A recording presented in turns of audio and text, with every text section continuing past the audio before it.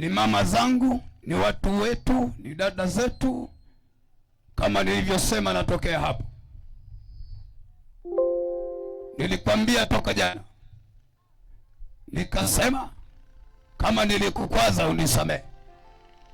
Sasa kama umekataa kunisamehe, ukaweka kinyongo, baki na kinyongo chako. Sikiliza nikwambie tena mara nyingine. Kosa nililolifanya, nilifanya kosa namba moja.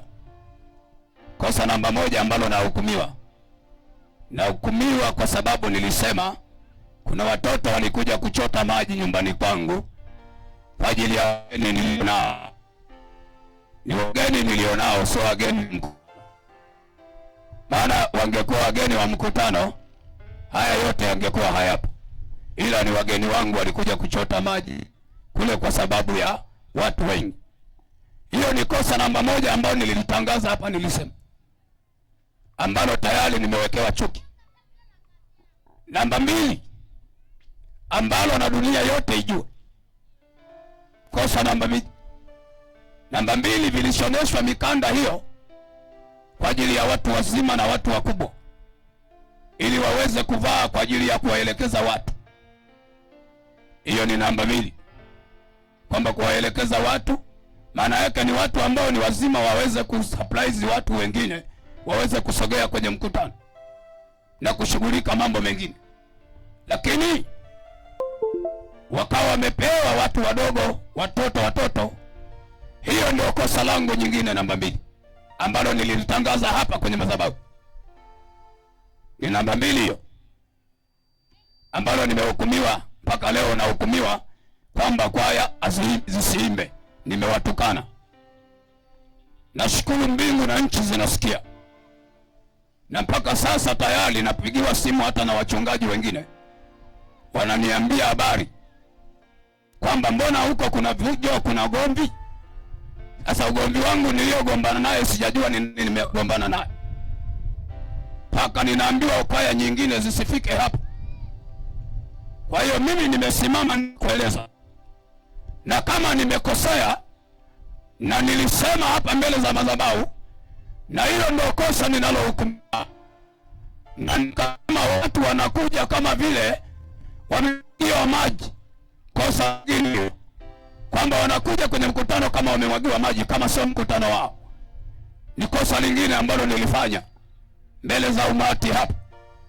Mungu Baba yuko hapa anasikiliza, na kwa sababu ya makosa yangu niliyasema hapa hadharani, na ninashuka tena hadharani mbele zako, kwa sababu umeona ni kosa nilichokifanya mbele yako. Na mimi ninashuka tena ninasema, ninaomba munisamehe watu wa EAGT, maana ndio kanisa langu na wako hapa wamekataa kuimba na nimewaita. Munisamehe kwa makosa hayo niliyoyafanya. Niliyasema hapa na ninarudia kusema, na ninakiri mbele zenu, mmeona ni kosa, munisamehe. Hata kama mkikataa kunisamehe, nimechoka hapa. Wala sitaki sijui niende wapi, hapa ndipo niliposemea. Kwa hiyo kama uliona ni tusi nimekutukana, na mimi nimeshuka hapa. Haya, mnisamehe, nimewakosea wazazi wangu, madada zangu, makaka zangu, kwa ajili ya kazi hii ambayo imekuja mahali hapa. Nimewakosea, na yamkini hamkuwa na taarifa ya mkutano huu ambao tuko nao hapa. Naomba unisamehe kabisa, viongozi wangu, mama zangu na baba zangu, na wengine wanashindwa hata kufika hapa.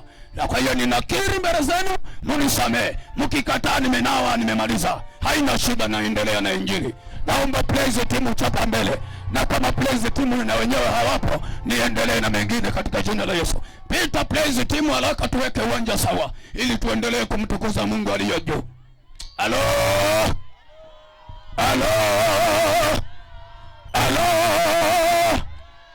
Hebu punga basi mikono namna hiyo kama una amani. Kama una amani, punga mikono namna hii. Wale waenda mbinguni, punga mikono namna hii, punga mikono. Kwa jina la Yesu Kristo wa Nazareti aliye hai. Haleluya. Lazima tuwekane sawa pale pale. Amen. Hakuna vya chumbani, tunawekana sawa hapa hapa, ili wajue watu wengine wanaopita kwamba hawa ni kweli wanamtafuta Mungu aliye hai, sio kwamba wanamtafuta Mungu gani huyo wa pembeni. Hapana. Asante sana. Asante sana. Naomba shika vyombo hapo, changamka, tuweke sasa vizuri. Tuweke vizuri. Tuweke vizuri. Na kama unaweza kusimama hata kule, simama. Mimi namtafuta Mungu, simtafuti mwanadamu. Mkutano tusimame juu. Simama mkutano, ili tuweze sasa, ili sasa tuweze kuweka uwanja wetu sawa, ili tuweze kwenda kwenye neno ambalo siku ya leo Mwokozi Yesu ameweza kulipa kwa ajili ya mtu ambaye yuko hapa kwenye viwanja. Yupo mtu aliyekusudiwa kwenye viwanja hivi katika jina la Yesu. Heli ni jina, heli ni jina, heli ni jina la Yesu.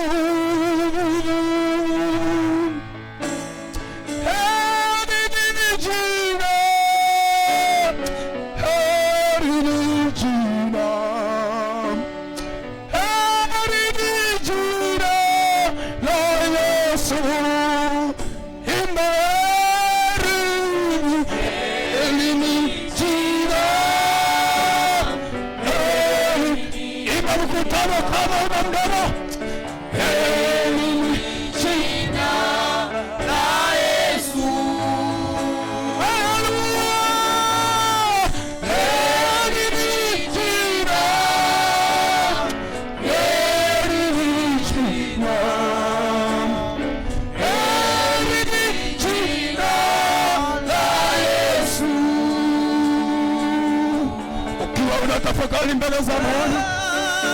Haleluya. Haleluya. Imba kama una mdomo, imba. Yupo Mungu anatamani kuimba. Yupo kiziwi anatamani kuimba.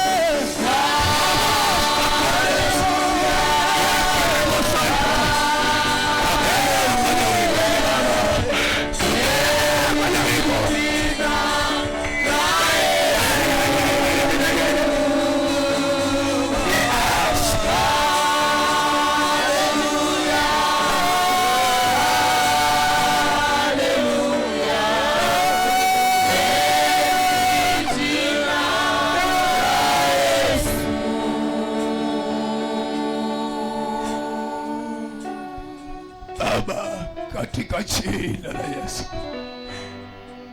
Watoto wako tuko mbele zako,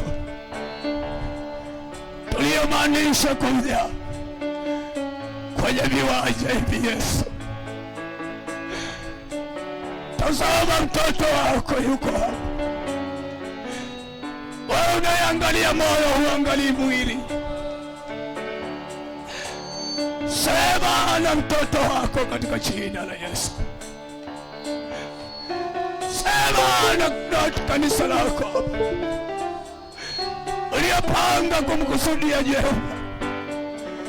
Jioni ya leo naomba ukakutane naye. Asante Mwokozi kwa ajili ya majira. Asante Mungu kwa ajili ya utukufu wako. Neno lako naliweka mezani pako. Naomba utukufu wako upulizie neno lako katika jina la Yesu. Wote tuseme amen. Wote tuseme amen. Amen. Hebu pigie kelele za shangwe Yesu. Ongeza kelele na zaidi. Ongeza kelele. Punga mkono, punga roho. Punga mkono.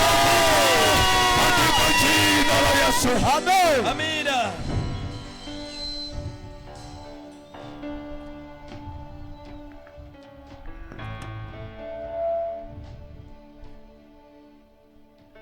Naomba msomaji kama upo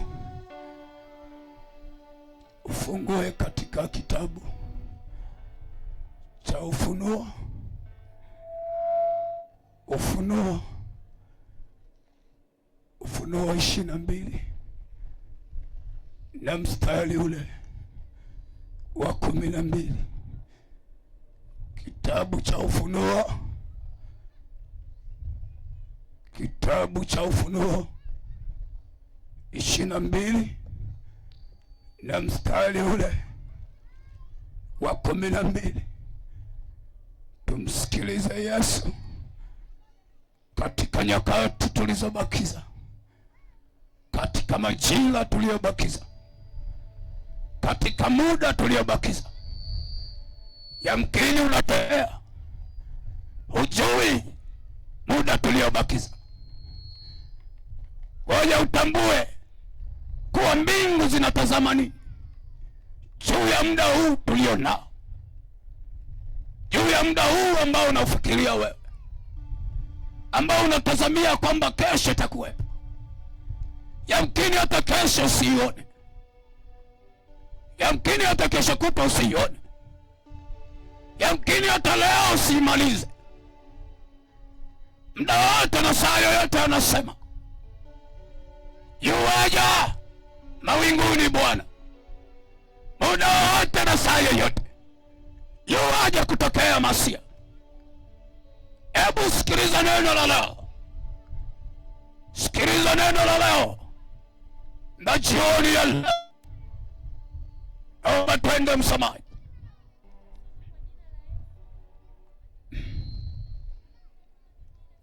Biblia inasemaje?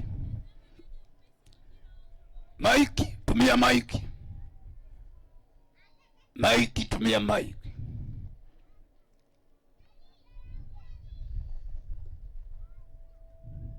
Nitasoma kwa jina la Yesu. Amen. Ufunuo 22:12 Biblia inasema. Inasemaje? Tazama naja upesi na ujira wangu pamoja. Tazama naja upesi na ujira wangu. Endelea. Pamoja nami, sio mimi ninayesema, anayesema Yesu hapo. Hapo ni kitabu cha mwisho kabisa, yaani mwisho, karatasi ya mwisho. Hiyo ni karatasi ya mwisho, maana yake mambo yote yamekwisha, mambo yote yamekwisha. Ni kitabu cha mwisho na ni ukurasa wa mwisho huko nyuma. Kwa hiyo sikiliza nyakati tulizo nazo. Baada ya yeye kumaliza kila kitu, sikiliza kinachotokea ni kitu gani. Endelea msomaji wa neno la Mungu. Kumlipa kila mtu kama kazi yake kumlipa kila mtu sawa sawa na kazi yake aliyoifanya. Endelea. 13 inasema. Inasemaje? Mimi ni Alfa na Omega. Yeye anasema ni Alfa na Omega, mwanzo na mwisho. yaani mwanzo na mwisho, wa kwanza na wa mwisho. Kwanza yeye, alafu na wa mwisho yeye mwenyewe. Sasa unataka Mungu yupi? Wewe unamtaka Mungu yupi? Anasema yeye ndiye na hakuna, yeye ndio wa kwanza na ndiyo wa mwisho. Maana yake nini anaposema mimi ndiyo wa kwanza alafu mimi ndiyo wa mwisho? Maana yake nini mtu anasema hivyo? Wewe unataka Mungu mwingine wa wapi? Halo? Halo? Hebu punga mikono tena namna hii katika jina la Yesu. Katika jina la Yesu. Ninazo dakika chache sana za kusimama kwenye madhabahu hii niweze kumsema Kristo kama alivyo Kristo, niweze kumsema Mungu kama alivyo na uungu wake. Maana anasema yeye achunguziki, na ndio maana wengi wamechanganyikiwa. Kwa nini? Kuna mahali fulani amejisema hivi, kuna mahali fulani amesema hivi. Watu wamechanganyikiwa, wasielewe huyu ndiyo mwenyewe au ni mwingine. Hata wale Mafarisayo wakamuuliza, wewe ndiye au ni mwingine, tumtegemee mwingine? Kuna vitu ambavyo viko vimejidhihirisha wazi ambavyo hauwezi ukaanza kutafuta, lakini unatafuta kwa sababu hauna hekima ya kulifahamu neno. Jioni ya leo ninakuletea neno hili ili uweze kulifahamu kwenye maisha yako. Halo? Keti tu, umeshamaliza. Keti, umeshamaliza. Sikiliza. Biblia inasema tazama. Maana yake uone. Maana ya kutazama, maana yake uone. Sijui kama tunaweza tukasema nini, lakini imesema tazama. Maana yake ukiwa na macho uone, na kama huna macho, maana yake hisia zako sasa zifanye kazi kwa ajili ya neno hili. Halo? Halo? Sikiliza jioni ya leo. Neno linasema tazama, yuaja upesi na ujira wake mikononi, kumlipa kila mtu sawa sawa na kazi yake anayoifanya. Maana kazi ni nyingi hapa duniani, watu tuna kazi mbalimbali, kila mtu ana kazi yake anayoifanya. Kuna kazi za mwili za kutafuta pesa, kuna kazi za kufanya biashara, kuna kazi za kulima, alafu kuna kazi za kufanya kazi ya shetani, kumtukuza shetani, na kuna kazi ya kumtukuza Mungu aliye juu mbinguni. Hiyo ni kazi, nayo kazi mojawapo ninazozisema. Lakini anasema yuwaja kumlipa kila mtu sawa sawa na kazi yake aliyoifanya. Maana yake hapa duniani kazi zinazoongea kwenye Biblia ni kazi tu hizo mbili tu, kazi tu hiyo, kumtumikia shetani na kumtumikia Mungu. Anasema yuwaja kumlipa kila mtu sawa sawa na kazi yake. Halo? Bwana asifiwe, Bwana asifiwe. Nisikie vyombo vinaunguruma. Bwana asifiwe, Bwana asifiwe. Haleluya, haleluya.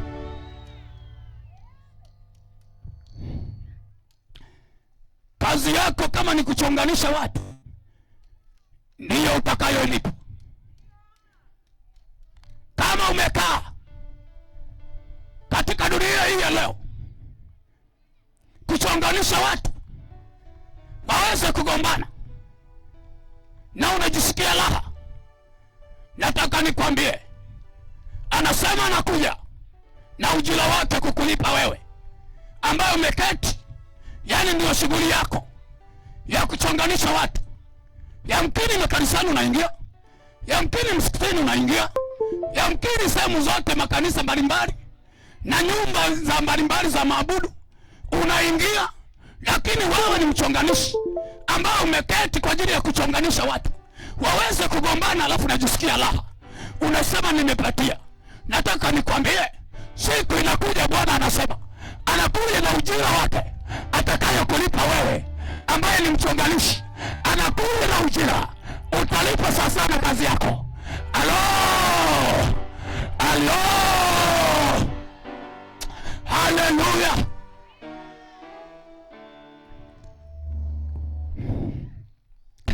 Kwa hiyo hata kama wewe ni mchawi, jua malipo ya uchawi yapo. Umemwharibu mtoto wa jirani, linatembea mitaani kama lizezeta ili uweze kupata mali. Hiyo ni kazi yako unayoifanya mitaani, na ukijisifu unakula na fedha kwa ajili ya hicho kiumbe kinachotembea kama kizezeta. Akiwezi kikaoga, akiwezi kikafanya kikabadilisha nguo, yani moyo usio moyo. Kwa sababu gani? Tayari ulishalibadilisha. Tayari ni sadaka ambayo umetoa. Umetoa sadaka nzuri. Nataka nikwambie, yuwaja Yesu kuja kukulipa kazi yako. Yuwaja Yesu kuja kukulipa kazi unayoifanya. Changu doa, wewe ulioko hapa, kama ni changu doa, nataka nikwambie, yuwaja Yesu kukulipa sawa sana kazi yako. Alo, Bwana asifiwe, Bwana asifiwe, Bwana asifiwe, Bwana asifiwe. Nigonge nisigonge, nigonge nisigonge, nigonge nisigonge. Sema ye, sema ye, sema fire, sema fire, sema Yesu. Haleluya. Mwenye wivu asijinyonge Bwana. Akijinyonga tutamkosa katika jina la Yesu. Haleluya. Sikiliza. Na kama unaona wivu kwa sababu ya kazi ya mwenzio anayoifanya, nenda katafute kazi yako. Halo. Kama unaona wivu kazi anayoifanya mwenzio, mwisho unataka kummaliza, hata kummaliza, katafute kazi yako. Bwana asifiwe, Bwana asifiwe, Bwana asifiwe, Bwana asifiwe, Bwana asifiwe, Bwana asifiwe. Haleluya, haleluya, haleluya, haleluya.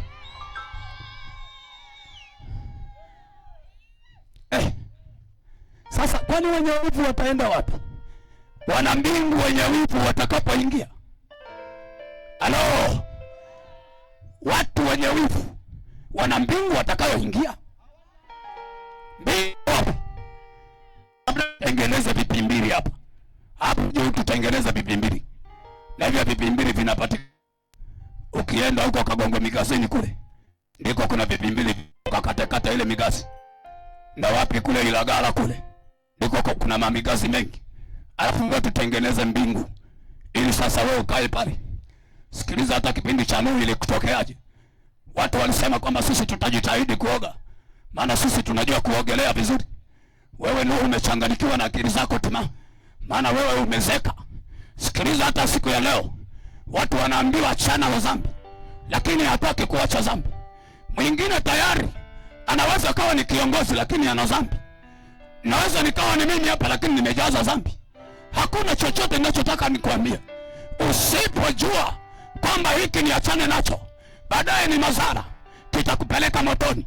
Hata kama nisimame hapa nihubiri Injili, lakini kama nina shida, kama nina umbea, kama nina wivu, kama nina maroho ya ajabu ajabu, mbingu siwezi nikaiona. Lazima tuache kila kitu ili tumkimbilie Yesu. Tumkimbilie Yesu wa Nazareti ili awe ni Bwana na msaada wetu kwenye maisha yetu. Haleluya, haleluya. Bwana asifiwe. Leo ni siku yetu ya 6 tunaenda kumaliza mkutano. Upende usipende, leo ni sita. Tunaenda kumaliza mkutano. Tena hakuna asala. Niliwaambia toka mkutano unapoanza, nikasema hapa hakuna asala yoyote. Haipo asala. Ameokoka mtu mmoja, Yesu kampangia huyo mtu mmoja. Wala mimi sina shida, kwa sababu sio watoto wangu mimi. Watoto wangu wapo, niliowazaa mimi wapo, lakini hata wao sio wa kwangu. Bwana akiamua kuchukua anachukua. Alo, akiamua kuchukua Bwana anachukua. Wala siwezi nikaweka ubabe, maana ni watoto wa Bwana, sio watoto wangu. Nikiweka ubabe kwenye hii familia, mimi ni mwongo. Alo, jina la Bwana libarikiwe. Lazima niseme, niweke vizuri ili ujue kwamba wewe ni mwana wa nani au ni mwana wa Shetani. Na Shetani ana watoto wake. Wana wa Shetani tunyoshe mikono. Ala, kumbe hapa hakuna mwana wa Shetani.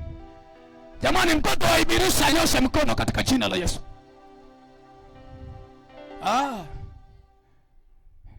Sisi wote ni watoto wa nani? Kwa hiyo hata kama likahaba ni mtoto wa nani? Kwani aliumbwa na nani?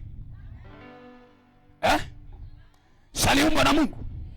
Lakini nilikahaba, lakini niliumbea, lakini niliongo, lakini zinzi, alafu linawanga. Tuko sawa? Linawasababisha hata ndoa za watu kuvunjika.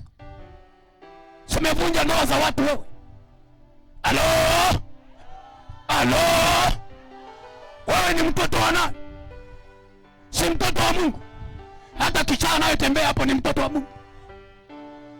Sikiliza, Mungu hapendi kile kilichowekwa ndani ya moyo wa ule mtu, kilichoenda kutulia kwenye moyo wa ule mtu, ndicho Mungu hapendi. Lakini wewe bado ni mtoto wa nani? Alo, Mungu hapendi dhambi. Maana yake kile kitu ni dhambi ambacho kimeenda kukaa kule, kinakufanya wewe uwe zezeta. Maana dhambi inamfanya mtu kuwa zezeta, kuwa chizi. Anaweza kufanya chochote anachojua, wala asiogope hata mbele za watu. Hiyo ndio kawaida ya dhambi. Kama unakataa unanipinga, sawa, nipinge. Tembea mjini mtakuta. Nenda mjini. Sasa hivi kuna masuruali yale wanaita ya wamama. Alafu sasa sio suruali, sijui ni tight, sijui ni nini, haijulikani. Ukikuta imemnasa vizuri mwanamke, alafu yeye anaona raha, ameweka na tubebisho nyuma huku, alafu tumeinuka kama bila anatembea, anaona raha, tumeinuka hivi. Anajisikia raha, anasema kwamba dunia yote ni yake. Anajisikia raha, anaona kwamba amemaliza. Kumbe anataka baba Sofia, anataka baba Adija, anataka sijui baba nani, ili waweze sasa kunaswa kwenye ule mtego. Ndoa za watu wengi zimeharibika. Na wao wala waone ya shida, wanaenda kujipitisha hata mbele za waume. Nataka nikwambie, kama mke wako yuko hapo na yeye anafanya tabia hizo, basi ujue, yaani hiyo ni kahaba la kutupwa. Wewe ukatembea na kile kisikeni tight kile ambacho kwamba mnasema eti na chenye ni suruali. Hakuna cha suruali wala hakuna cha nini, wewe ni kahaba tu. Mimi lazima nikwambie, kama una akili zako timamu, huwezi kutembea na zile nguo. Yaani kama una Roho Mtakatifu yuko ndani mwako, huwezi kutembea na hizo nguo. Bwana asifiwe, Bwana asifiwe. Wanatembea wale wapagani wanaoenda kujiuza ili waweze sasa kunasa kila watu wale ambao ni waloho waweze kunaswa, waingia kwenye mitingi. Bwana asifiwe, Bwana asifiwe.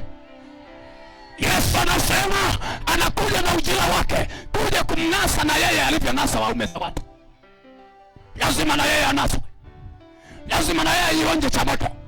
Jehanamu inasubiriwa, inamsubiri huyo mtu anayekahaba wa kuvaa vipendo vya ajabu ambavyo havitabiriki. Kama unavaa nguo za ajabu kazivue. Usije ukasema sije eti kwa sababu ni mitaani. Unajua hapa hakuna wazee wa kanisa huku, sasa ni folo kujiachia, hakuna cha kujiachia. Yaani nataka nikwambie, kama una Roho Mtakatifu hawezi kukuruhusu hata mitaani ukavaa hicho kinguo unachosema cha kiume, kwa sababu kwanza kimekuchola nguo, kimekuchola mwili wako kama ulivyo, lakini bado unahangaika nacho. Jana nikasema, juzi nikasema, watu wamechanganyikiwa. Ndio hiyo ninayokuambia, wamechanganyikiwa. Wamevua masketi wakavaa masuruali kwamba ndio nguo zao. Yale masketi wakaweka kichwani, wakaanza kutembea mitaani kama wenda wazimu. Wamechanganyikiwa akili zimeisha. Alafu wanasema tuna ukisasa. Unajua mwanamke anatakiwa awe smart sepo. Hakuna cha smart sepo wala hakuna cha smart nini. Wewe ni muongo, ni kahaba tu. Huo ukahaba unakusumbua katika jina la Yesu. Hiyo ni pepo la ukahaba linakusumbua.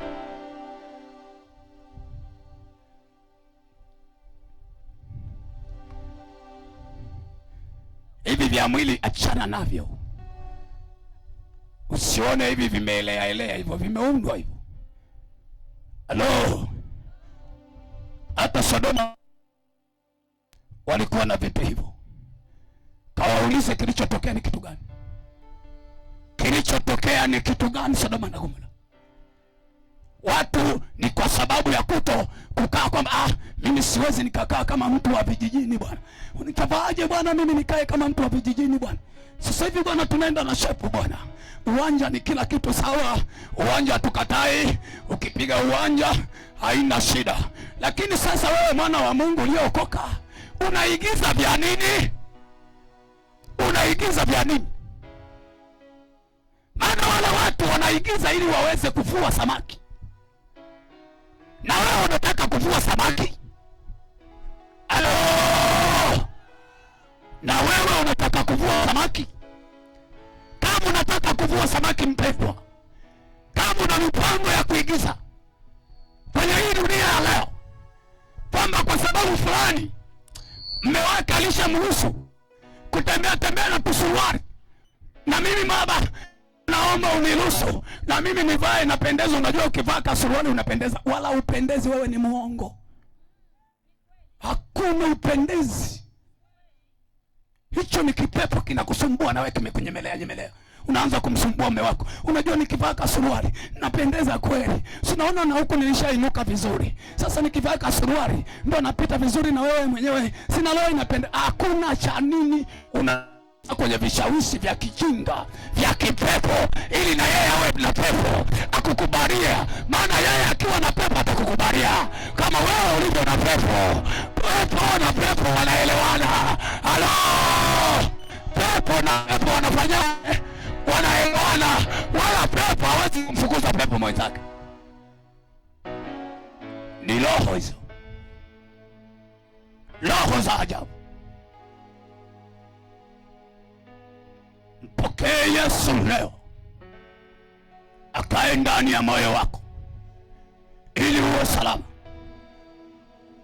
Mpokee Yesu leo akae ndani yako ili uwe salama. Usalama wako wewe ni kumpokea Yesu. Usalama wako wewe ni kutulia katika utakatifu. Wala usitembee kwenye jina. Maana unajua majina yanatuharibu sana. Yaani majina yanatuharibu sana. Kuna mwingine unakuta anakuambia wewe huwezi kanihubiri kwa sababu mimi la mababu zetu huko nina madini ya mababu zetu. Wewe ninatokea wapi? Yaani hilo jina, ukikaa na jina, Yesu akuleta hilo jina. Ameleta kitu ambacho kinaitwa utakatifu. Usipokuwa na utakatifu mpendwa, usipokuwa na utakatifu wewe baba unanisikia, yamkini hata usiku wa ulali wewe baba unanisikiliza vizuri, yamkini hata usiku wa ulali unatunyuma twingine twa pembeni. Alafu nasema ngoja nimkomoe mke wangu. Nataka nikwambia hakuna cha kumkomoa. Na wala mwanamke akomolewi hata siku moja.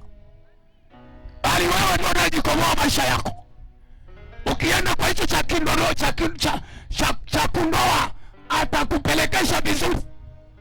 Maana yeye hapa nyumbani yamkini hata shedo ununuaji. Nyumbani huwezi kununua shedo. Ila changu ndoa ulivyojipeleka mwanangu, anakuambia mafuta nayo pakaaga mwanangu ni ya 50,000. Upende lazima uende ukanunue kwa sababu ya uroho wako. Unahisi labda nyama zimebadilika, hazijabadilika. Acha uroho. Tulia mbele ya nyumba yako. Embeleze mke wako, ndio huyo huyo. Hakuna mwingine, ni huyo huyo. Ulimchagua mwenyewe. Hakuna aliyokulazimisha.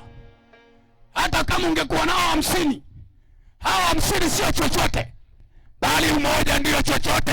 Katika jina la Yesu, umoja ndio chochote. Hakuna mwingine. Hao wengine ni upuuzi mtupu katika jina la Yesu. Halo.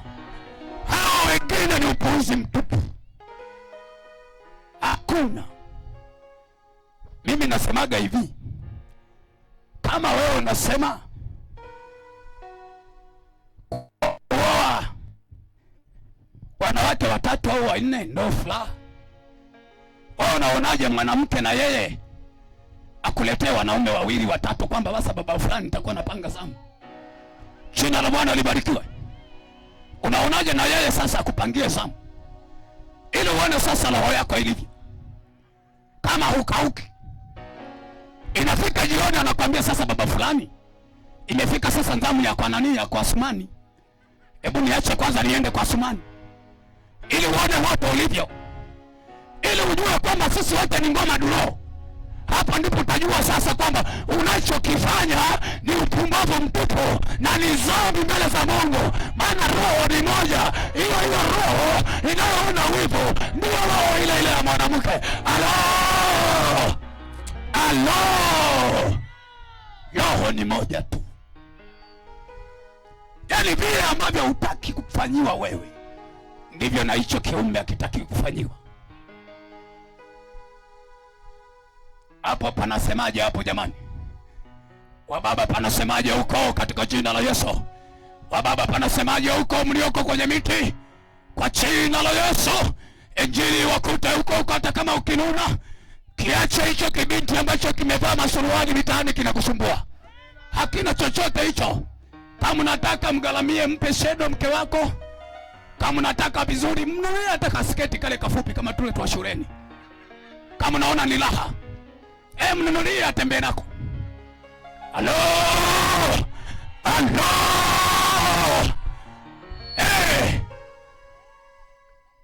Unachokitaka sitakipata hapo hapo nyumbani. Kwani tabu iko wapi? Aliyokuambia kwamba kinapatikana kwa Asumani nani? Hakuna. Unachokitaka hapo hapo kipo. Kwa hiyo ukitaka kuangalia tu bebisha tumetoka nje, hata hapo unataka tuangalia. Kama unataka valishe sketi huyo kafupi, valishe kasuruali kabani tumatako.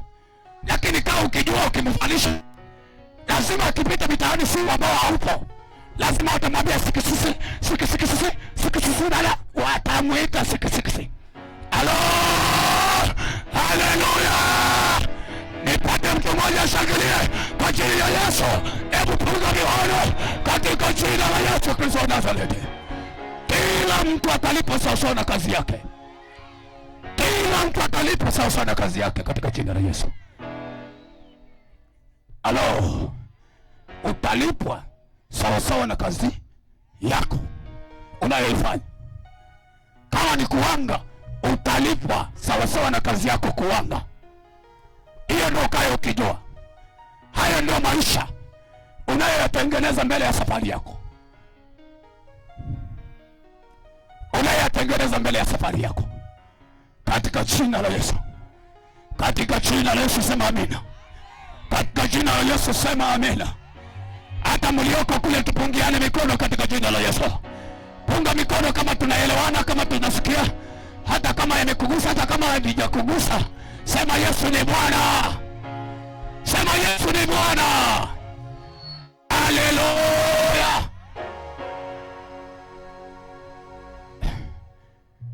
Okoka leo.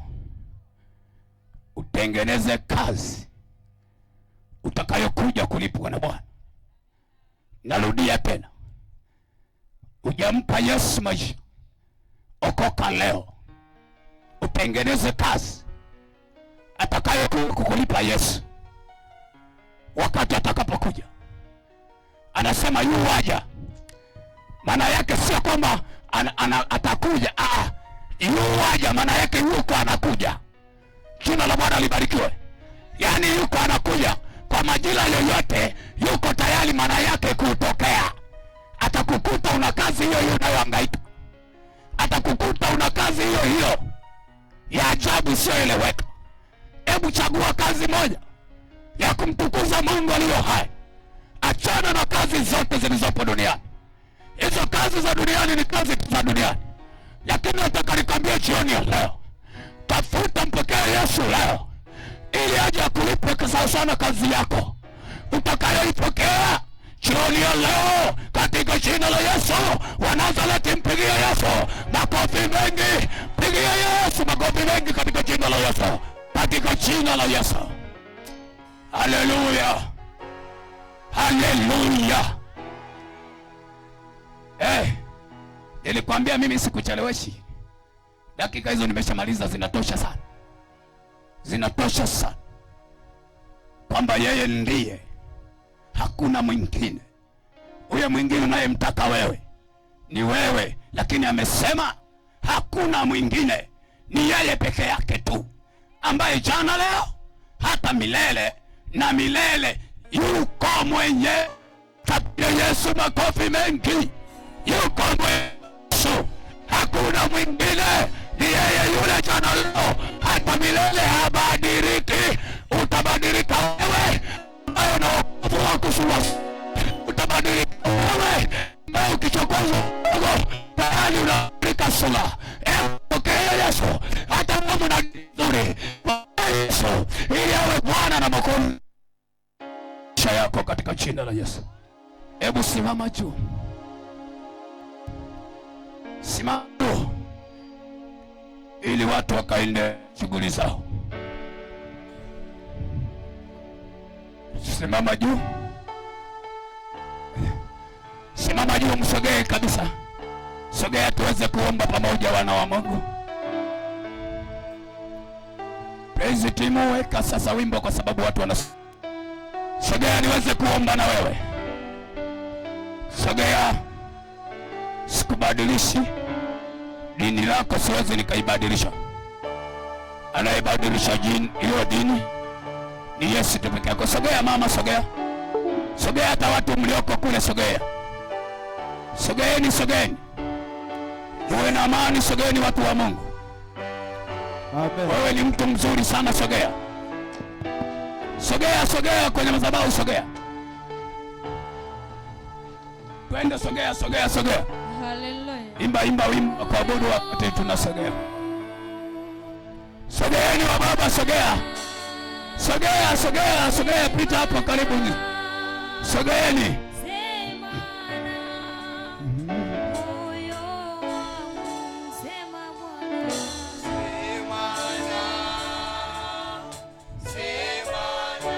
Sogea, tunakusubiria.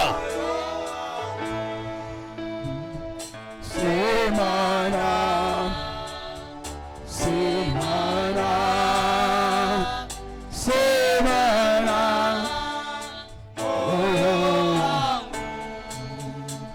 Tusogee wa mama, sogeni. Wewe uliokaa, ni wakati wa kusogea ili tusikilize Mungu anasema nini.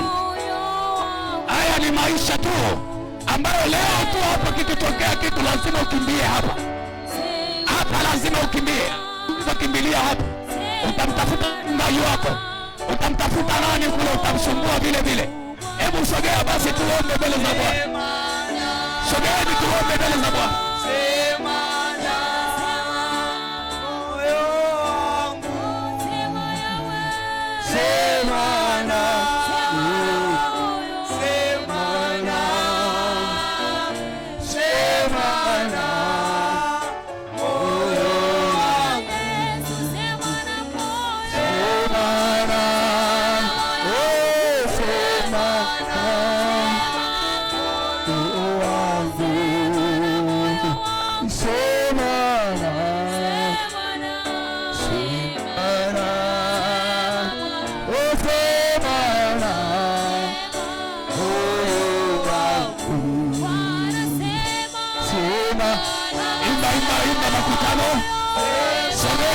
nakusubiria baba. Mama sogea, sogea, sogea, sogea.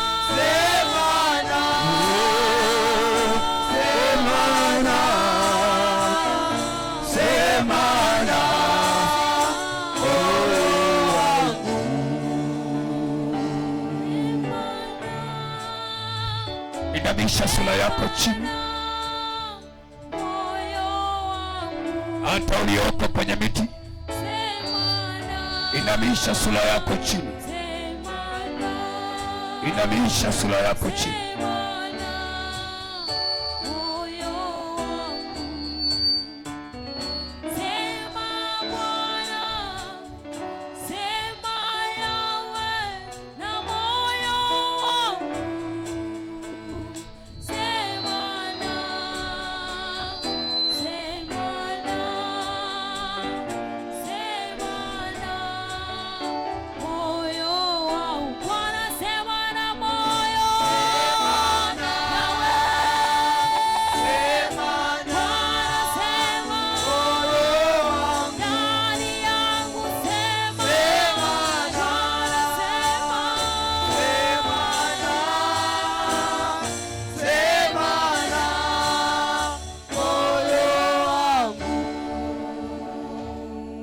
Kama miongoni mwetu kuna mtu hajampokea Yesu na anahitaji kumpokea Yesu, unaweza ukapita mbele hapa. Kama yupo mtu ambaye hajampokea Yesu, pita mbele niweze kukuunganisha na Mungu. Kama upo unayemtaka Yesu, kama upo unayemtaka Yesu miongoni mwetu, unamtaka Yesu, unataka uokoke, unaweza ukapita mbele.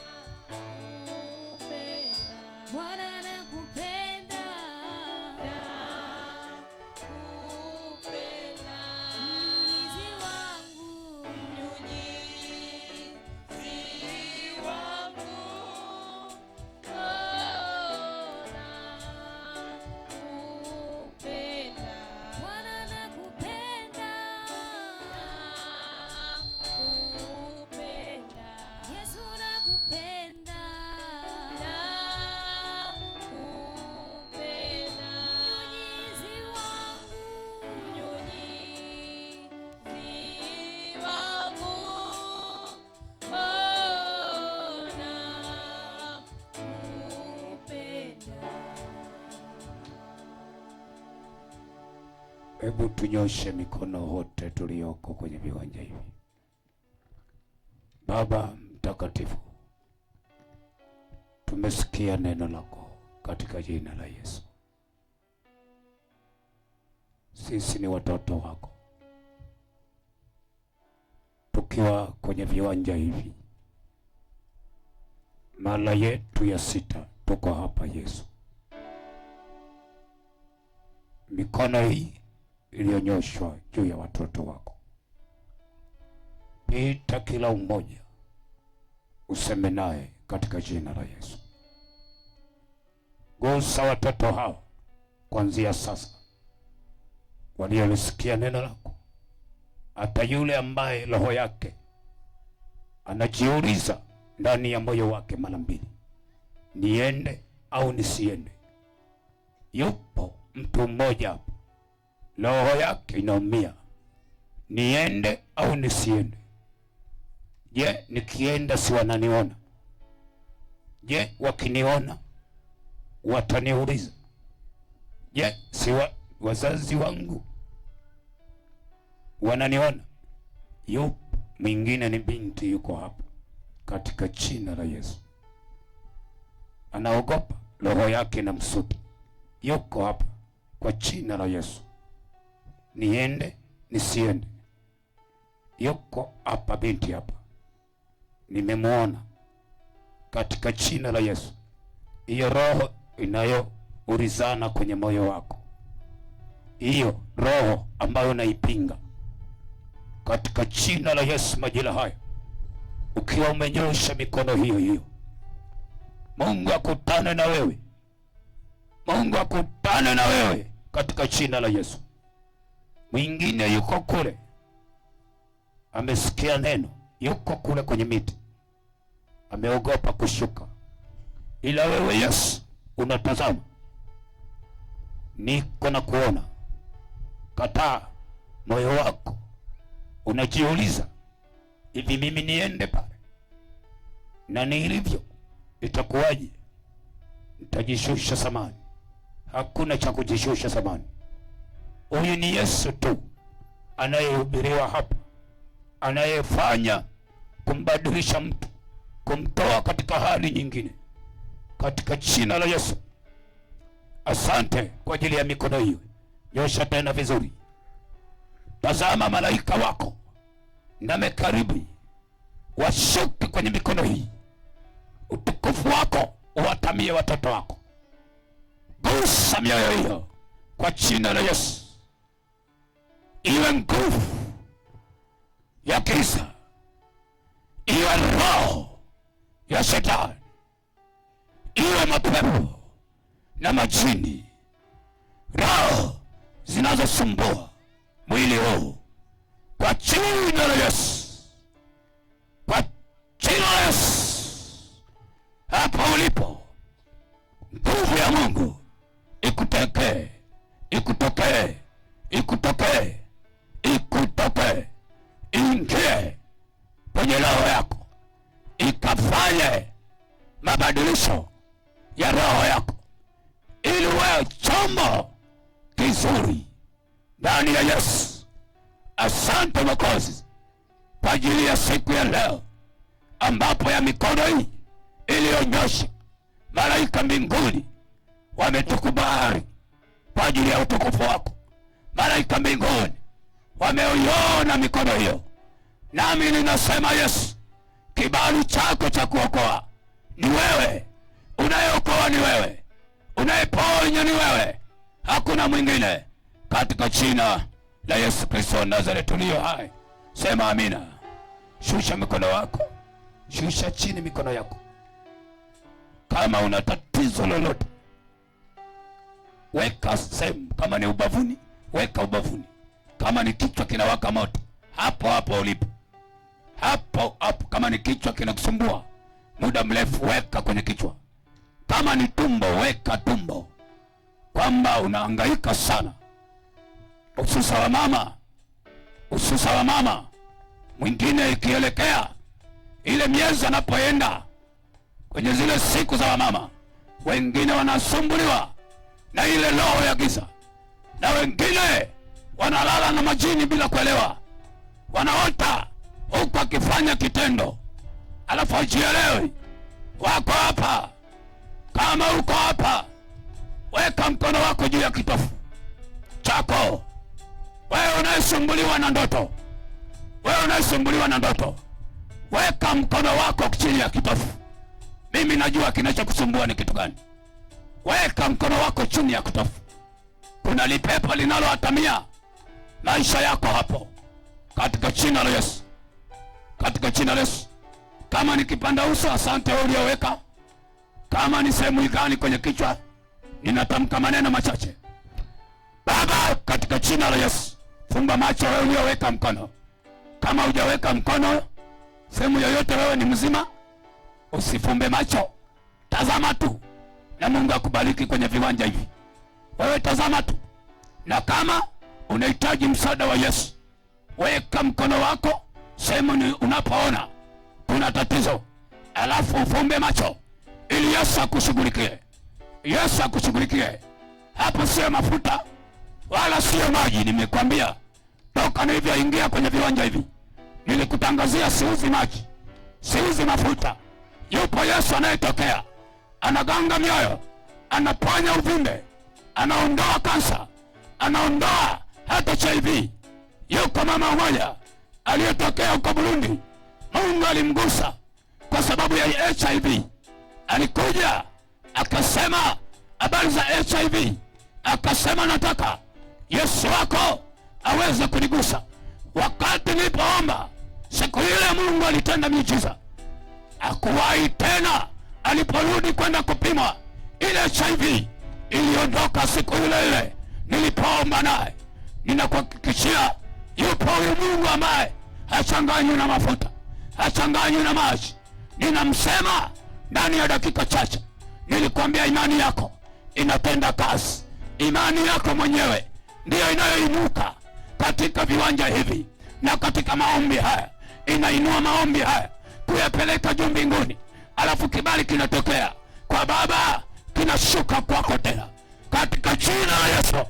Ninaamuru ewe giza, ewe giza, katika jina la Yesu, katika jina la Yesu, katika jina la Yesu, roho ya giza, roho ya ugonjwa alipoweka iwe ni kwenye kitofu, anasumbuliwa na moto, anasumbuliwa na zile siku za lawama, katika jina la Yesu zinasumbua, anatafunwa ikielekea kufika.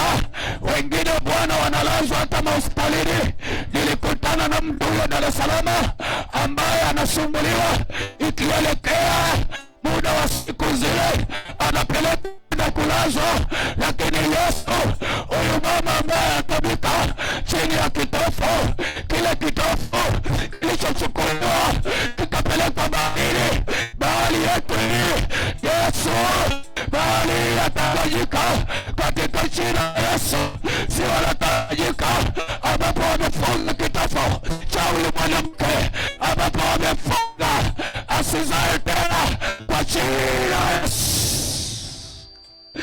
Jina la Yesu ninatamka katika leo, ninatamka jioni ya leo, ninatamka jioni ya leo, tamka. Kutana na mama huyo, kutana na mama huyo. Aya, aliyeshika kichwa, aliyeshika kichwa, aliyeshika kichwa, aliyeshika kichwa, anasumbuliwa na kichwa, wakati anasumbuliwa na kichwa. Aya, roho ya kichwa, roho ya kipepo ya kichwa inayowasha moto ila siku, aya leo atapona hili. Amemeza miseto, amemeza dawa za kila aina, lakini haoni uponyaji. Yesu wa Nazareti, naomba utokee kwenye kichwa. Wewe unayeponya taratibu taratibu, naomba Yesu upite, pita taratibu taratibu kwenye uwanja huu. Penya katika jina la Yesu. Penya juu ya mama yule, penya juu ya dada yule, penya juu ya baba huyu aliyoko kwenye viwanja hivi kwa jina la Yesu. Iwe ni roho anazosumbuka, iwe ni madodo ya tumbo, kwa jina la Yesu ninayakata katika jina la Yesu Kristo wa Nazareti. Kila roho iwe kisukari, iwe ni uvimbe, kuanzia sasa ninaiamuru hiyo roho toka kwenye uwanja, toka katika jina la Yesu, katika jina la Yesu. Toka roho ya giza, ya mapepo, ya majini, kila aina zote, sabiliani, mapepo, majini yanayosumbua watu, yanayotesa kwenye vizazi, yanayotesa kwenye mili, kwa jina la Yesu. Kuanzia sasa ninatangaza uzima uliokuja kwa imani. Imani yako ikuponye kwenye majira haya. Ile presha ya moyo inayokusumbua, yale mapigo yakatike kuanzia dakika hii. Urudi nyumbani ukiwa mzima. Damu ya Yesu ikuponye hapo hapo ulipo, ikuponye katika jina la Baba na la Mwana na la Roho Mtakatifu. Wote tuseme amen. Wote tuseme amen. Basi kabla mjaondoka hapo, waweze kumuita mchungaji wetu aweze sasa kuomba kwa ajili ya kuahirisha ibada hii. Karibu mchungaji. Funika macho. Baba Mungu, tunailisha ibada hii. Tangulie kila anayetoka mahali hapa. uwe pamoja naye nyumbani, mwepushe ajali, roho za maafa na taarifa zozote mbaya. Ninazifunga roho za malipizi. Naomba neema ipitayo neema zote ikawaangazie njia zao zote, katika jina la Yesu, amen. Amina.